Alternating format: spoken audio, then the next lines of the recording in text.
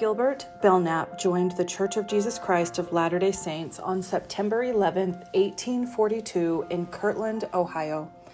This decision would be the catalyst for a life dedicated to the gospel for Gilbert. He ended up serving multiple missions and in many different callings for the church, including an assignment to protect the prophet Joseph Smith. Gilbert deeply loved Joseph Smith. It was said that for the rest of his life, on each June 27th at the time of Joseph's martyrdom, Gilbert would mark the fateful hour in silent remembrance of Joseph Smith. Following Joseph's death, Gilbert continued to be heavily involved in promoting the safety of Latter-day Saints in Nauvoo as persecutions against the saints continued. During this time, Gilbert was also courting Adeline Knight. On December 21, 1845, Gilbert and Adeline married. They were married by Heber C. Kimball in Adeline's father's red brick home on Main Street in Nauvoo. Adeline's journal describes the day. Adeline was young and beautiful with a heavy mass of black curls, dressed in a dainty white dress made with her own hands. No less handsome was the bridegroom who towered over his tiny bride. In early February 1846, Gilbert and Adeline were forced to flee from Nauvoo. Gilbert, a trained wagon maker, had made their wagon with his own hands before leaving. While in Campton, Iowa, Gilbert and Adeline made several trips with their wagon back to Nauvoo for provisions, crossing the ice of the frozen Mississippi River. The western shore of the Mississippi was dotted with the canvases of the saints, drawn over wagons and made into a well-formed tent. A few poles were covered with threadbare sheets over the invalid forms of the more unfortunate. The suffering was intense. Many is the time, while keeping the watchman's post in the darkness of night, I wept over the distressing situation of the saints. Often the rains descended as if windows of heaven were open, sharing my tears. Through mud and water we wended our way to Council Bluffs on the Missouri River. Gilbert and his family continued their trek across Iowa to the Missouri River during the spring of 1846. When the Mormon Battalion was mustered into service, Gilbert's skills as a wheelwright and carpenter were much in demand. Adeline drove their wagon team the rest of the way across Iowa to the Missouri River, stopping at Cold Springs on the west side of the Missouri River. Gilbert rejoined Adeline later in the summer of 1846. After traveling on and arriving in winter quarters, Gilbert built 2 log huts, one for his family and one for his mother-in-law, Martha. That winter on January 8, 1847, Adeline gave birth to her and Gilbert's first child, Gilbert Rosal. During the winter of 1846-1847, my family remained in winter quarters. After providing them with wood and every other comfort within my power, I went to Missouri. During my absence in Missouri, my wife gave birth to a son. While working in Missouri, Gilbert built a log cabin for his family in Fremont County, Iowa. Gilbert established a shop for himself and obtained all the work he was able to perform. On May 11, 1849, Adeline gave birth to her and Gilbert's second child, John McBride Belnap. By 1850, Gilbert's family was ready to emigrate to Utah. 1 week after departing for the West, Gilbert and Adeline's son, John, took ill with a cholera plague that was sweeping the camp. The 13-month-old child died on June 22nd and was buried near the confluence of Salt Creek and the Platte River. Gilbert emptied his tool chest made of oak boards and which dovetailed together with a tight-fitting lid and placed the boy's body, wrapped in a blanket. Gilbert and his family experienced many hardships while crossing the plains, but they finally arrived in the Salt Lake Valley on September 17, 1850. 2 weeks later, they were sent by Brigham Young to settle in Ogden. We entered the valley of the Great Salt Lake. At first sight, it impressed us as naught but a vast desert or dreary waste. The dry and parched soil seemed to bid defiance. By trial and error, it was found that with irrigation, it would produce crops equal to any other country. Gilbert commenced planting a farm and built a little house of cottonwood logs. Soon after arriving in Utah, Gilbert began a life of almost continuous public service, including marshal, sexton, soldier, sheriff, attorney, county assessor, and various church callings like missionary and bishop. In 1851, Adeline gave birth in Ogden to her and Gilbert's third child, Reuben. 1 year later, on June 26, 1852, Gilbert was sealed to Adeline, his wife of 6 years, and to Henrietta McBride. Henrietta emigrated to Utah in 1851 and was a first cousin to Adeline. As plural wives of Gilbert, Adeline and Henrietta were very close. Their children were also very close. Gilbert's two families initially resided together in a log house in Ogden. 2 children arrived in 1853. Adeline gave birth to her and Gilbert's fourth child, Joseph, and Henrietta gave birth to her and Gilbert's first child, William James. In April of 1855, Gilbert was called to the Salmon River Mission in Idaho. He left Adeline and Henrietta behind with 4 little boys to watch over. About this same time, Brigham Young told Gilbert that as long as his family shared his wheat with others, they would always have wheat at the bottom of their bin. Gilbert returned to the Ogden area throughout his mission to help care for his family. During his mission years, Adeline gave birth to her and Gilbert's 5th child, Martha Jane.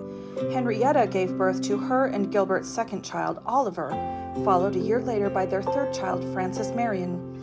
Gilbert penned many letters to his wives while at Fort Lemhi. I have an opportunity of sending my love and esteem together with sending my faith and prayers for your welfare. At present, you must be content with the expression of my sentiments by way of this poor scribbling that you see before your eyes. I wish I possessed the faculty of conveying my feelings to you with an audible voice. I sincerely pray that you and the family in general are enjoying the same blessing of God. Though I am far separated from you, yet I hope that God will hear my prayer and transmit every blessing to you that is in my heart. Last Sunday we had many good instructions from the First Presidency. Brother Brigham said he never had seen a better spirit manifest by any band of missionaries. Knowing as I do that the gospel has been restored to the earth in the last days, I still am determined to magnify and make honorable the priesthood with which I am entrusted. No matter how great the sacrifice may be, I am sure you will uphold me in it by your prayers. Write to me every opportunity. May God bless you and the children is my prayer all the day long. Tell the little boys to live up to the counsel that I gave them. Gilbert served his mission until the fall of 1857 and returned home right around the time Adeline gave birth to her and Gilbert's 6th child, Hiram. Approximately 3 weeks after Hiram was born, Gilbert and his wives packed a few belongings in poorly sheltered wagons and left their home as participants in the move south on account of the approach of Johnston's army. Gilbert joined Lot Smith's company, where they worked to delay the arrival of the impending army. Gilbert later found his brother Thomas among Johnston's soldiers. Thomas ended up spending a month with Gilbert and his family. They did a lot of talking about the things that had happened during their long years of separation. They had not seen each other since 1837. In 1860, Gilbert moved his family to a new location in Ogden on the east banks of the Weber River. Their house consisted of 2 log rooms, with Adeline living in one room and Henrietta in the other. 2 more children joined the family in 1860. Adeline gave birth to her and Gilbert's 7th child, Augustus Weber. Henrietta gave birth to her and Gilbert's 4th and last child, Isadora Estella. In February of 1862, Gilbert was working as an attorney when Adeline gave birth to her and Gilbert's 8th child, Volney, who died less than 1 month later. The second and last of Gilbert's children to die young, Volney was buried in the Ogden City Cemetery in the Gilbert Belnap family plot. On August 4, 1862, Gilbert was elected sheriff of Weber County. He held this elected office until 1870. The citizens of Ogden regarded Gilbert as an exceptionally fine officer of the law.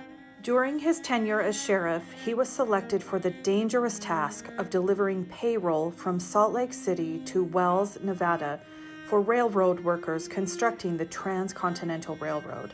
Gilbert disguised himself as an old miner to avoid attracting attention from bandits on the lookout for the payroll. The large sum of money was placed in gunny sacks tied to his horse. During the nights, he would tie his horse to his blanket so that he would be awakened if his horse got frightened. Several times, a group of robbers passed him by, paying no attention to the penniless old miner.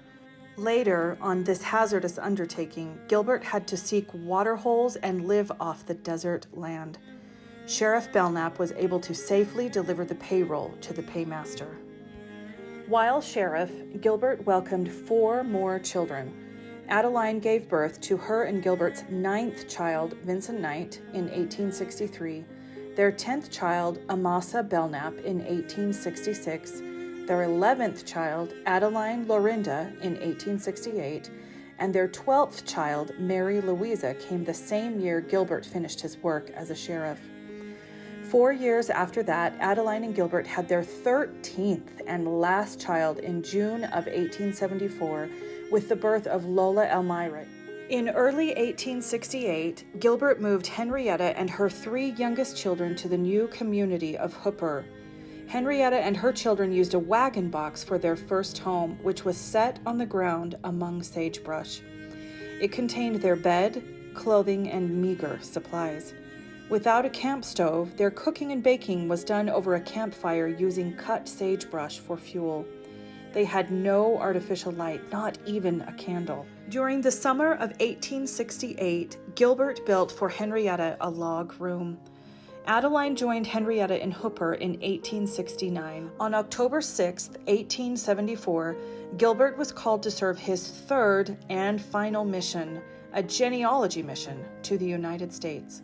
In Hooper, Gilbert served as bishop of the Hooper ward for nearly 20 years. Like their husband, Gilbert's wives were also engaged in public service. Adeline, in addition to her service as Relief Society president in Hooper for 36 years, was the only doctor and midwife in western Weber County for many years. Henrietta had a natural ability to teach. She taught the first school in Hooper, initially in her home and later in a log room a short distance west of her home. Gilbert passed away at his home in Hooper in the afternoon of February 26, 1899, at the age of 77. Gilbert's funeral was held on March 2, 1899, in the Hooper Ward Chapel, and he was buried in the Ogden City Cemetery. Gilbert was survived at the time of his death by his 2 wives and 15 of his 17 children.